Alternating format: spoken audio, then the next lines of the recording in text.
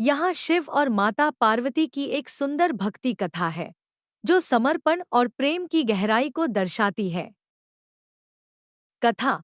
माता पार्वती की तपस्या और शिवजी का वरदान। बहुत समय पहले की बात है, जब माता पार्वती ने अपने पूर्व जन्म में सती के रूप में शिव से विवाह किया था। लेकिन सती ने अपने पिता दक्ष के यज्ञ में अपने प्राण त्याग दिए। उसके बाद सती ने पार्वती के रूप में पुनर्जन्म लिया, और तभी से उनका उद्देश्य था शिव को फिर से अपने पति रूप में प्राप्त करना। पार्वती जी ने अपने माता पिता की आज्ञा से कठिन तपस्या प्रारंभ की। वे घने जंगलों में गईं, जहां उन्होंने वर्षों तक उपवास रखा, केवल हवा और पत्तों पर जीवन यापन किया।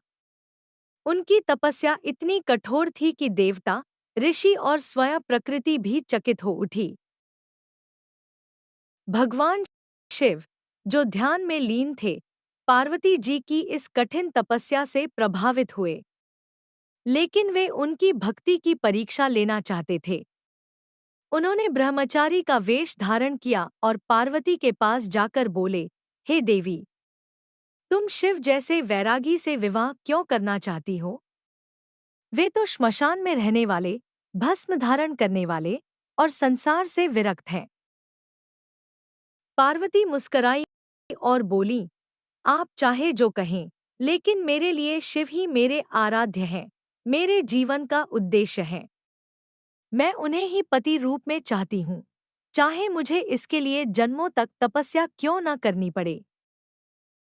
यह सुनकर भगवान शिव बहुत प्रसन्न हुए। उन्होंने अपना असली रूप प्रकट किया और पार्वती को आशीर्वाद दिया। फिर दोनों का विवाह धूमधाम से संपन्न हुआ, देवताओं, ऋषियों और समस्त लोगों की उपस्थिति में। सीख। यह कथा हमें सिखाती है कि सच्ची भक्ति, निष्ठा और प्रेम से भगवान को प्राप्त किया जा सकता है। माता पार्वती का संकल्प और समर्पण इस बात का प्रतीक है कि यदि हमारा उद्देश्य शुद्ध और निस्वार्थ हो, तो स्वयं भगवान भी हमारी भक्ति के आगे झुक जाते हैं। क्या आप चाहें तो इसी कहानी का एक सुंदर चित्र या भावपूर्ण कविता भी बना दूं?